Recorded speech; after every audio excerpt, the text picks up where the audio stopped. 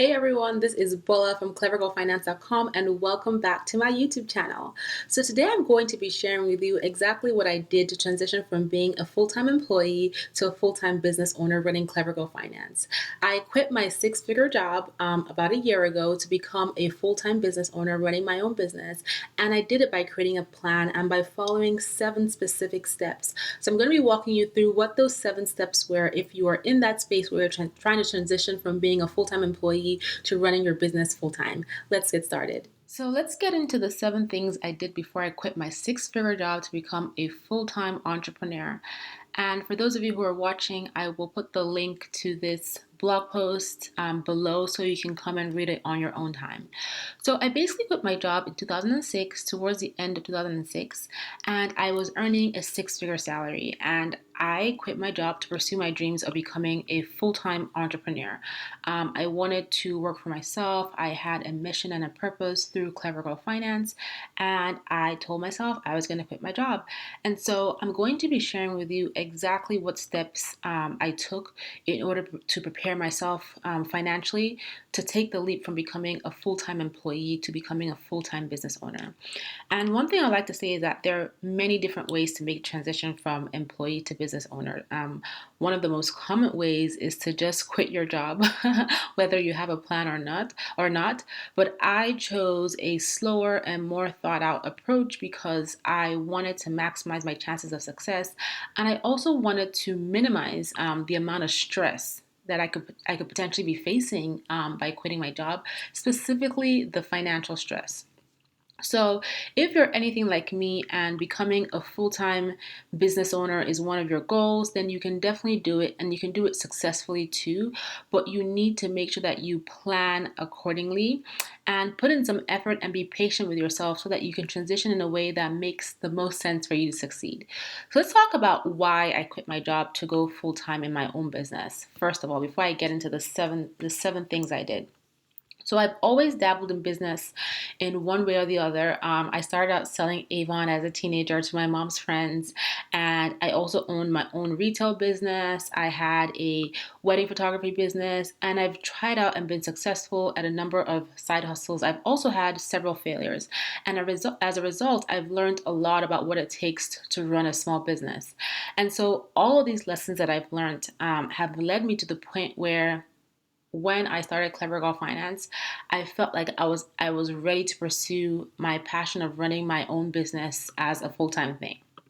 So, like I mentioned, I quit my job where I was earning six figures, and not just the six figures, but the benefits like the 401k and the health insurance, because I wanted to do something that really mattered to me, and I wanted to be able to live life on my own terms. But I also realized that owning my own business would remove the income earning gap I had as a full time employee.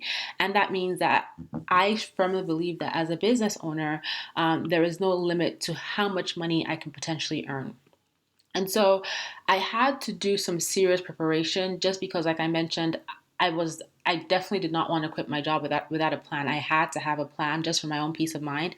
And so I had to do some serious preparation, both mentally and financially. And so let's talk through the 7 major things I did before I quit my job. So, number one, the first thing I did was I created my business plan. As soon as I had come up with the idea for Clever Girl Finance, I put it all down on paper. I laid out my thoughts and ideas for the business, and I created my budget for the business, and I also laid out my why for my business. So basically, who was my business going to be servicing? How much would I need to get it started and keep it running? What were my short-term and long-term goals for my business, and some other really important details to help me get everything down on paper. Um, Creating that first pass of my business plan helped me think through what I was trying to accomplish. And my business plan is something that I revisit very frequently, and I also update it frequently. So, for those of you who are thinking of making the transition from employee to business owner, before you spend any of your hard earned money, you want to lay out your idea in the form of a business plan. And I'll tell you that it doesn't have to be 100 pages long, it doesn't have to be in a fancy presentation format. But your business plan needs to answer a few basic questions. And they are as follows. What is your business about? what is it about? That's the most basic question you need to be able to answer for yourself. Who is your target audience demographic? What problem is your business going to solve for them? And why should they buy from you? What are you going to offer? What are your products and services going to be? How are you going to market those products and services? How do you intend to fund your business? Where do you see your business in the next 12 months, in the next 24 months, in the next 5 months, in the next 5 years? And who or what do you need to support your business as you open it and as you grow?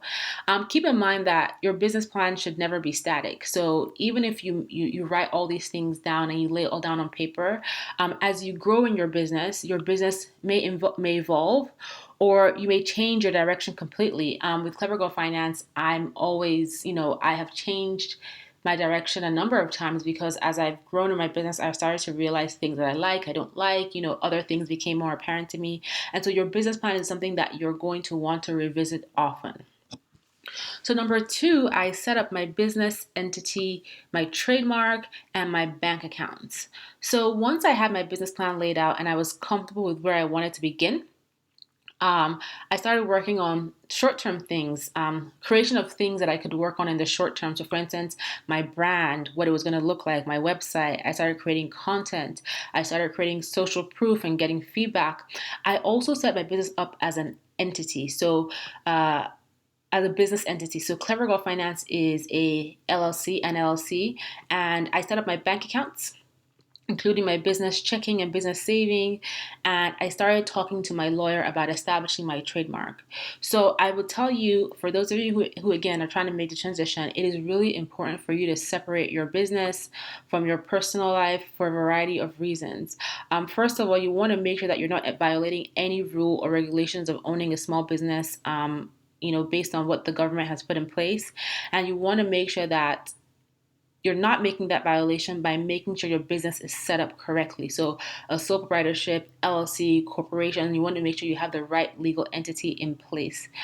You also want to make sure that you can actually accurately track your business financials, your transactions, your profitability, your losses, your taxes.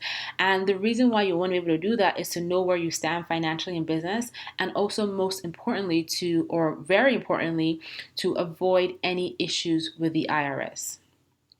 Okay, so the third thing I did was I bulked up my emergency savings. I knew that I wanted to take my business full time, and so I made it a goal to get my emergency savings up to 12 to 18 months, which I figured was a good amount to keep me going in the event that I didn't make as much money as I imagined.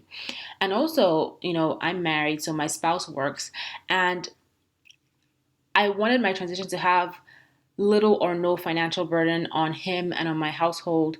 And I wanted to be able to continue to make contributions towards my household expenses as I usually did.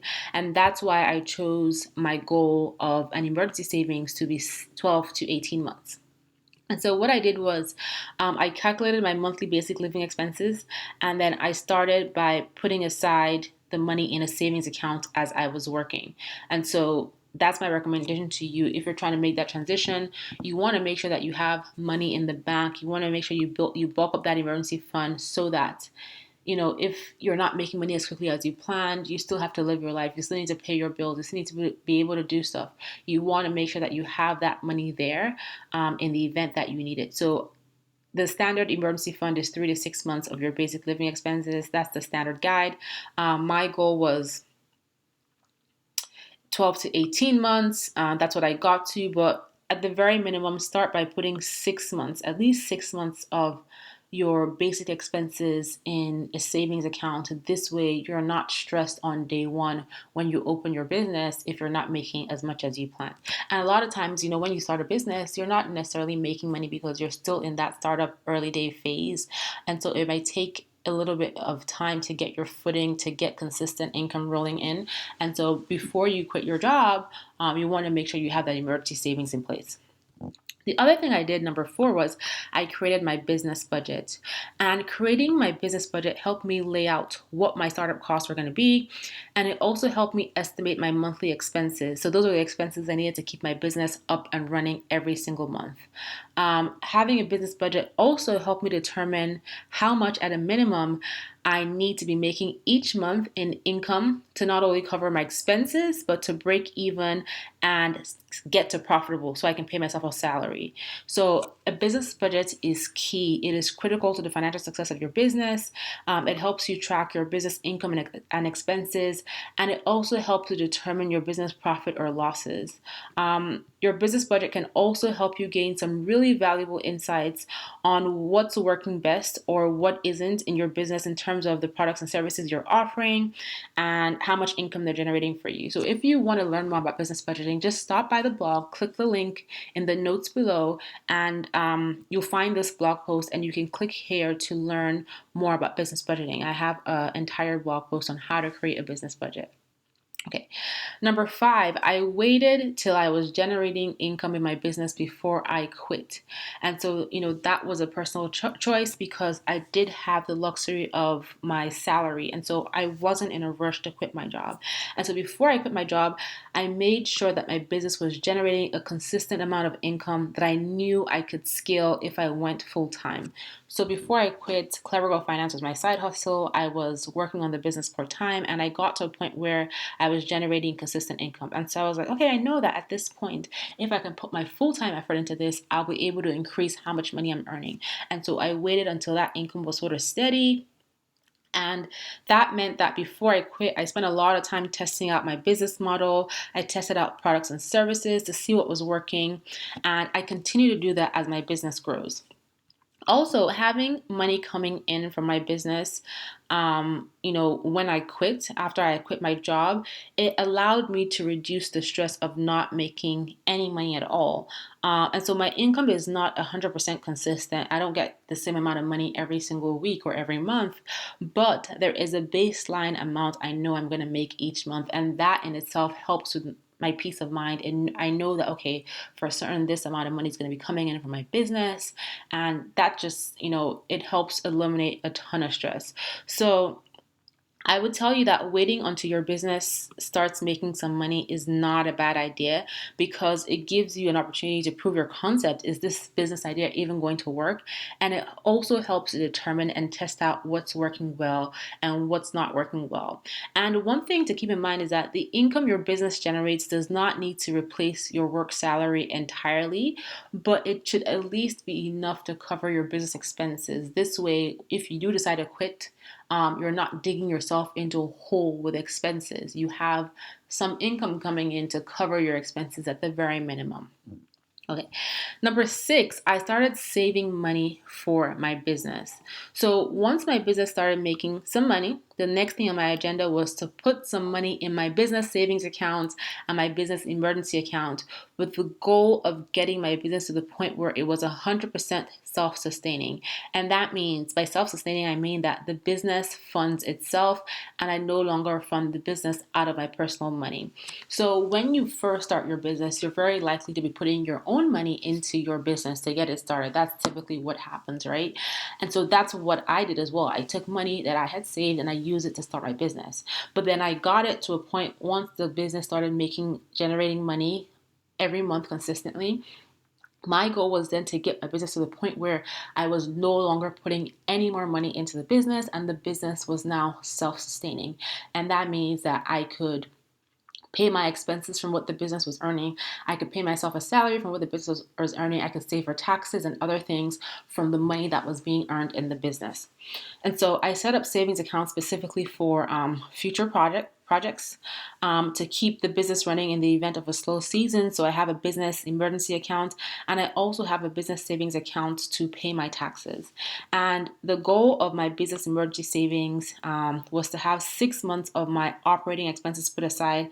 And this includes any contractor fees I pay. So if I have a virtual assistant, employees, that 6 months is just to help me weather any storm. Let's say I don't make any money in business for 6 months or it's just a really slow season. I don't have to shut my doors. I can leverage my emergency fund to cover those expenses and then Once things start to pick up, I can start to replenish that account. So think about your business savings account, savings for goals, saving for emergencies or for taxes.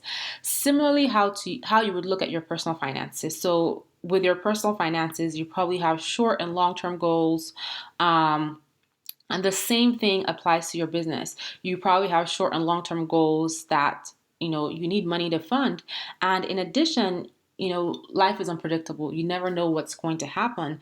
And so having a plan to cover unplanned circumstances in your business is what your emergency fund is going to help you do. So it's definitely a smart idea to start saving for your business as soon as you're able to. Finally, I prepared mentally for the lifestyle and emotions that come with entrepreneurship. And I'll tell you that this is huge. This is a big one. This is, the mental preparation, the emotional preparation, it's a big deal. And from balancing my business and full-time job together, I knew that running a business full time was going to take a lot of work, time, and energy if I wanted it to be successful. While I was working full time, there were never enough hours to get things done in my business. I worked late nights. I still work late nights, long weekends, and during that process of running my business as a side hustle in addition to my full-time job, I really had to decide if it was something I wanted to do full time. And so, and it's not just, it's making the decision around, okay, knowing that I have to scale things down financially to support my transition, to being everything and everyone in my business. That means, you do everything when you're a new business owner. You are your own janitor, you're your own, you're the CEO, you're the CFO, you're your marketing expert, you're your sales expert, you're the cleanup person. You do everything. And I realized that patience and rest would be one of my greatest allies. And so that's all mental preparation, like getting to the point where I understand that I'm only human and I'm doing all these different things in my business. And also, there are a ton of emotions that come with being a full-time entrepreneur. There are the exciting highs where you're like, oh my God, this is such an amazing day. This is awesome. This is the best business ever. And then there are the lows of feeling that you made a huge mistake quitting your job to run a business, or the lows of feeling that you're never going to succeed. And it's important that you come up with ways to deal with the varying emotions you're going to experience so that you can keep making progress with your business goals. And so one of the things that I did was that I found people on the same journey as me. So, I connected with a lot of other starting business owners, people who understood the amount of work that was required to build a business from scratch. And I also found people who were further along in business than me. And I use, those people, they help to be my mentors. I use their experience and their knowledge, as I make progress in my business. And I keep in touch with them. And I also share with them how I'm feeling. I talk about business and they get me motivated and inspired. And so I would recommend the same thing to you. And finally, patience and rest are critical on your journey. If you're impatient, then you're going to struggle with being successful in business. And if you don't rest, then you're going to break down and you don't want that. So those were the 7 key things I did to transition my business, from being a full-time employee to being a full-time business owner. And I'll just recap them really quickly.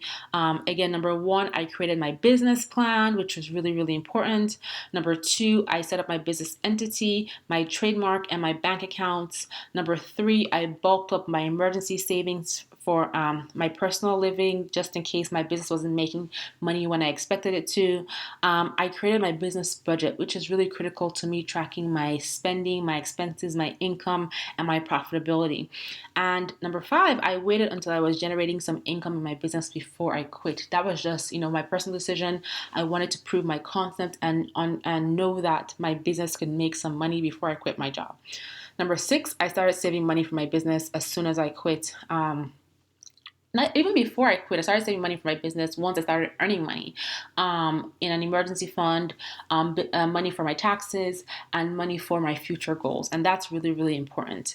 And then number 7, I prepared mentally for the lifestyle and emotions that come with entrepreneurship. And this is something that I actively do every day working on my mindset, working on my motivation, surrounding myself with the right people. So I hope that this has been helpful. And if you're considering making the transition from being a full-time employee to a full-time business owner, this guides you. And if you have liked what you have listened to, be sure to head over and check out the full blog post. I'm going to include the link in the notes below, and subscribe to the Clever Girl Finance blog. I have an awesome free resource library if you're ready to take on the task of building real wealth. So you want to ditch debt, save money, and build real wealth. Then I have over 12 tools that can guide you in my resource library. And you will also get access to my weekly newsletter where I share a ton of weekly motivation and updates around building wealth. So thank you guys so much for listening, and I'll be back again with a new YouTube video real soon. Thank you.